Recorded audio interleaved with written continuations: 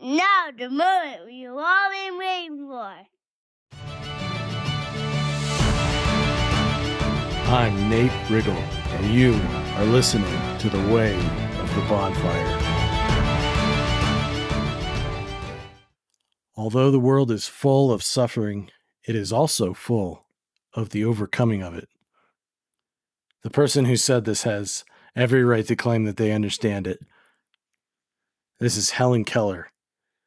She was deaf and blind, born in the 1800s, before the age of technology.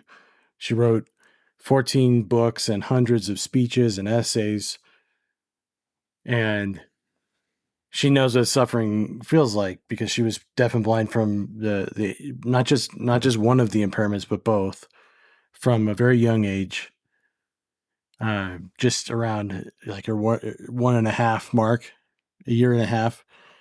And in her autobiography, she talked about growing up feeling like she was at sea in a dense fog. But she had a bonfire in her life that was an incredible mentor. And no question, that person was Anne Sullivan, who was an alumni. She was 20 years old when she met Helen Keller. She was an alumni of the school for the visually impaired. I believe it was called the Perkins Institute. And she didn't just come along and give her a couple of tips. She didn't just help. She wasn't just her, like, she started off as her tutor and her governess. And then but that grew into this relationship that lasted 50 years. You want to talk about being a force for good and light in someone's life where all they have is darkness and confusion. That's an incredible person. So she came along, and Helen Keller, like when she said that she arrived at her house, Helen Keller said she would forever remember that day as my soul's birthday. She had taught her just using kind of strokes on her hand, because that's all. She couldn't hear, she couldn't see.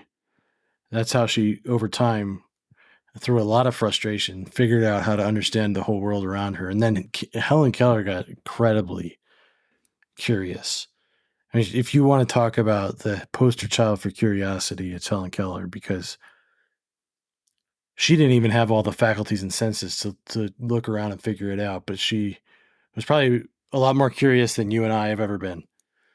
And there's stories of her when she was learning, trying to understand what things meant, breaking stuff and getting really frustrated because she didn't understand what the governess was trying to get her to spell on her hand.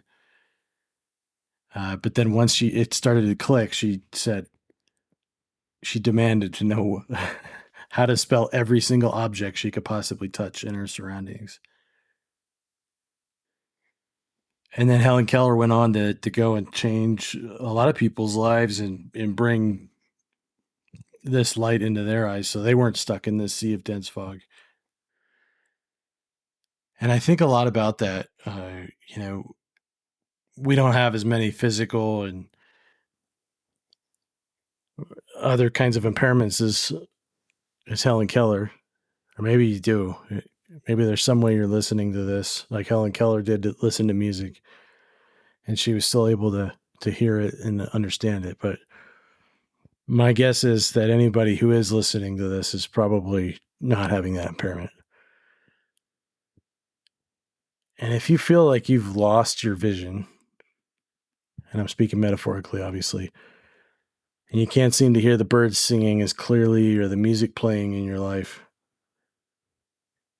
I think the answer is to do the same thing that Helen Keller did, is to start by being curious. And this is something that I've done recently.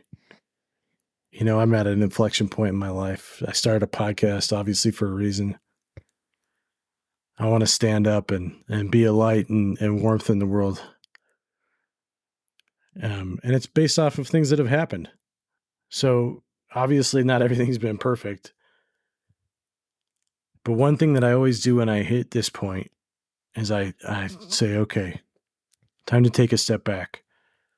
who do I know that can see, or that has a better or different perspective, that seems to have figured things out, or at least has banished fear from their life, or, to the degree that they need to go out and design things and change things for, a better setup for themselves. So I reached out there's names that pop right into my head. I'm guessing if you're listening, maybe there's somebody who would pop into your head, maybe somebody you haven't talked to in years, but if you called them or you texted them, that they would immediately text you back, or they would call you back, or send you a message the next day, because that's the kind of person that they are. And they're going to be there for you for 50 years. I know that everybody has these people in their lives.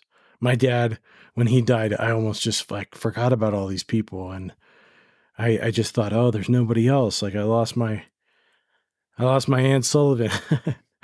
But there's more. There's a lot more people in your life that have been through the same types of things. And one thing that I did was I just started texting people and saying, hey, it's been a while. I don't need anything from you other than I just love to chat. I think maybe even hearing your voice and getting some of your perspective might be helpful for me. And they have all reached right back out to me and given me this broader view, so I'm not stuck in this dense fog. They've allowed me to get a much broader perspective and see, wow, there's a lot of possibility out there. We don't always have to be stuck in the same way of thinking. Sometimes the people that surround us and the situations that we're in, we get sort of myopic in that we just, it just seems like this is the only way of thinking about things, about thinking about your life, your career, your relationships. And we think we could just dig ourselves out somehow, magically. But it usually takes somebody else. And that's been incredible to do that, because these people, since the last time I've spoken to them, they've grown even more, because they kept being curious. They kept charging forward and trying to figure out this life, and they learned their own lessons along the way. And it's like, I was expecting one level of wisdom from them. And since I hadn't talked to them in a while, it was like I got bombarded with it's like they leveled up since the last time I talked to them. And maybe I have too. So we could even communicate on a whole other level. So I would not waste that opportunity if I were you. And if I were me, I'm not doing that. I'm going to keep talking to these folks. I'm going to get more curious about the people around me who seem to have some perspective and can that aren't so serious about every single little thing like it's an emergency, but have found a way to slow things down and point their ship in the right direction. Go get them. Hey, thanks for listening to this episode of the podcast. I do appreciate it, and I'd love it if you'd subscribe so that you never miss another show. We'll see you on the next episode.